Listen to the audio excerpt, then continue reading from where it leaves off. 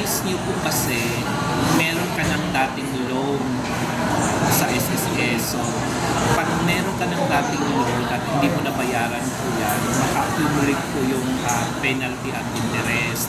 Ngayon po, magkakaroon kang tinatawag na past due. So, ibig sabihin noon, meron kang talagang na lumang utang or loan sa SSS. So, ang kailangan mo yan talaga, habulin mo yung past due, ibig sabihin habulin mo yung past due, bayaran mo yung past due, or i-apply mo siya ng console loan para matanggal konti, mawasan ka ng penalty or interest para maging updated ka sa SSS. Kasi hanggat meron ka pong past due or meron kang utang na hindi updated sa pagbabayad, hindi po ma-avail ang kahit anong loan po sa SSS.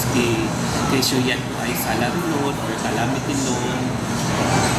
Hindi niyo po pwedeng i-avail ang mga benefits na yan kasi may utang kayo. So, anong gagawin niyo po kung gusto niyo po maging updated, i-apply niyo po sa consolidated loan para kahit pa paano mabawasan kayo na penalty or interest. Tapos, may mga terms po na pagpipilian. Pwede din po 6 months to pay, 1 year to pay, 2 years to pay, or 3 years to pay. Kung matapos niyo po yung bayaran, maging updated na po kayo at kayo din po ay nag-voluntary member or nagugulog po kayo sa iyong contribution monthly, then pwede na po kayo makapag-apply or makapag-avail ng loan sa SSS. Yan po ay salary. Ganun lang po kasi sa case. Wala po kasing offsetting sa SSS. Hindi siya katulad sa pag-ibig na kahit may utang ka at napabayaan mo yung utang, dahil meron kang TAV or savings sa pag-ibig, doon na lang ibabawas yung pagkakautang mo.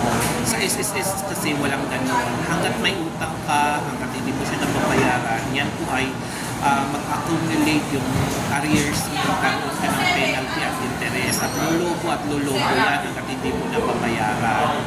Kasi wala nga po offsetting sa SSS na porket matagal ka ng member, marami ka ng pera sa SSS, at utang ka, ibabawas na lang doon yung utang mo sa savings mo sa SSS. Wala pong ganyan sa SSS, wala pong offsetting.